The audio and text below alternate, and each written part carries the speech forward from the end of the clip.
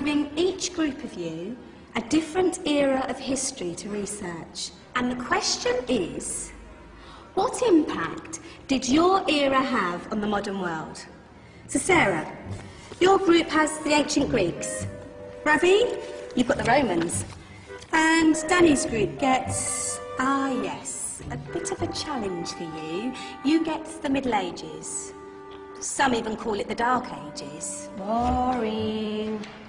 See how you get on. Yes, miss.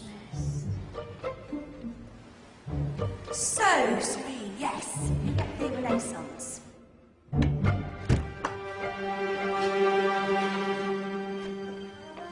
Is that the librarian? I guess so. How are the Dark Ages going to have anything to do with us? Excuse me. Sorry to bother you. What do you want? We need to find out what impact the Dark Ages had on the modern world. Never was a period of history so poorly named. Don't touch. It's priceless. And I suppose someone's been filling your head with the usual nonsense, eh? 1,000 wasted years. A black hole in history, am I right? Yeah, sort of. You see, it's always the same. You assume it was all mud, disease, death and destruction, with marauding mobs of barbarians ripping down the good of former civilizations, burning and plundering as they went, nothing of any worth invented either, eh? Oh, no. Go on, Beatrice. Sorry to bother you. Come on, it's probably not worth it. Everyone knows that the Greeks and Romans invented everything anyway. Oh, did they now? And you're sure about that, are you? You know, I might just have something for you. You seem to be up to the task. I suppose I could... Follow me. I've got just the book for you.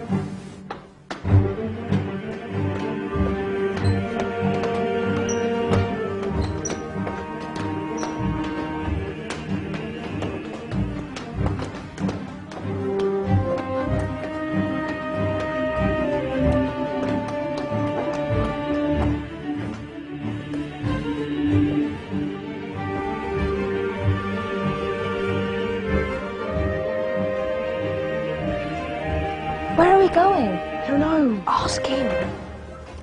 Excuse me. Where are we going? From darkness into light, my young friend. From ocean onto land, there are things you should know. Oh, yes, indeed. Yes, indeed.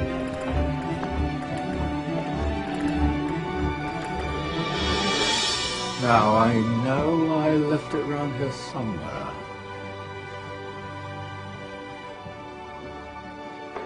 Ah, here it is. Now, take a look. If you dare.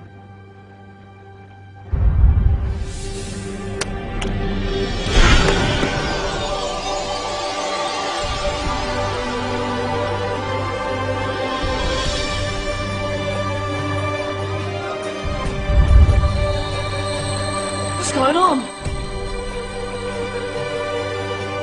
Welcome to the Dark Ages, or as it should be known, the Golden Ages.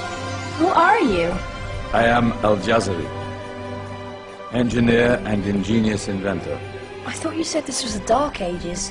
It doesn't look very dark. That's because it's all a matter of perspective, my soon-to-be illuminated friend. Of course, there are parts of the world that weren't dark at all, but in a civilization that stretched from Spain to China, the golden rays of discovery and invention shone over everything.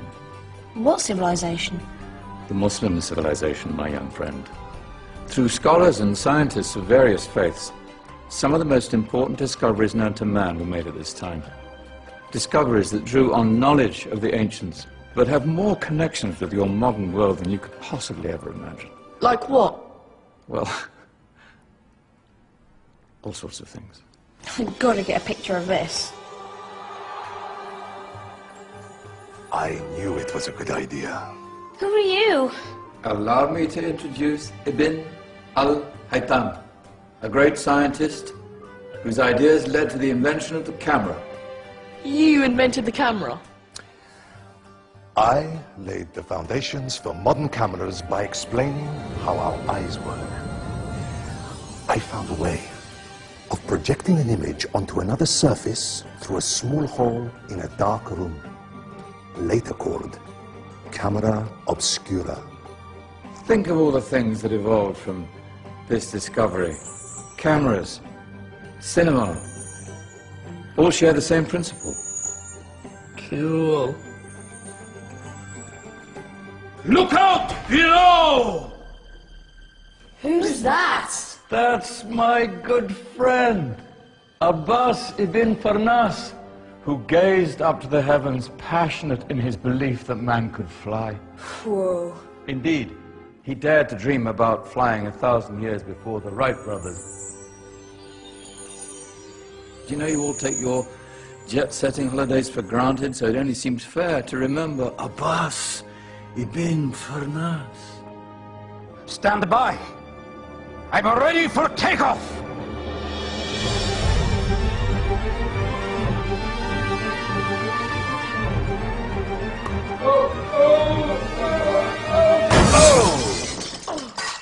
You did forget one thing, though. A tail, useful for landing. Ah, my back. Is there a doctor in the house? Did someone call? Ah, my old friend, why don't you introduce yourself to my young guests? I am Abul Qasim al-Zahrawi. Many call me the father of surgery. Did you actually do surgery back then? Of course we did. In fact, many of the surgical tools that I invented are still used in your modern hospitals. Excuse me, a patient needs my attention. Scalpel? I think I may need some stitches. In that case, I'll use catgut. Catgut? From the gut of animals. Perfect for stitching up internal wounds. Your surgeons are still using it today. Sorry, mustache.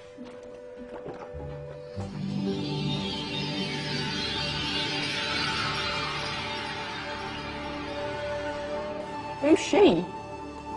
That's Maryam al-Astrolabi, one of the many brilliant women of her time. She made sophisticated astrolabes. Astro what? Astrolabes. They show the sky and the stars on a small flat plate you can hold in your hand. Think of them as ancient calculating or timekeeping devices. Today you have your watch, your compass, satellite navigation, helping people and explorers travel the world. Science at its brilliant best. And all these things were developed during the Golden Ages. No, that's just the tip of the iceberg. There were thousands of other inventions covering all areas of life, and in the years that followed, their influence spread across the whole of medieval Europe. So you see, it wasn't so dark after all. What about you? Me? What did you invent? Well, I don't want to be big-headed, but I made some groundbreaking advances in engineering. I suppose my most significant discovery converted rotary motion into linear motion using a crank and connecting rod. It's essential in pumps and engines. In fact, I've no idea how the Industrial Revolution could have happened hundreds of years later without such a device. Not that I ever get the credit I deserve. But my crowning glory was my amazing time-telling machine, my legendary elephant clock.